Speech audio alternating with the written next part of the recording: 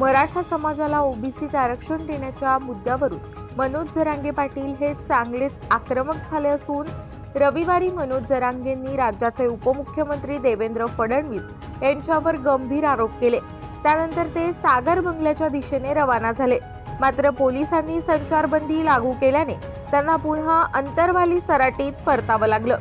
यावरून मंत्री छगन भुजबळ यांना पत्रकारांनी विचारलं असता त्यांनी जरांगेंच्या मुद्द्यावर बोलण्यास नकार दिला। तसंच नाव न घेता जरांगेंची खिल्ली उडवली। छगन भुजबळ म्हणाले की मनोज जरांगे पाटील यांच्यावर बोलण्यास वेळ नाही। सध्या अधिवेशन सुरू आहे, मला तिकडे पाहू द्या।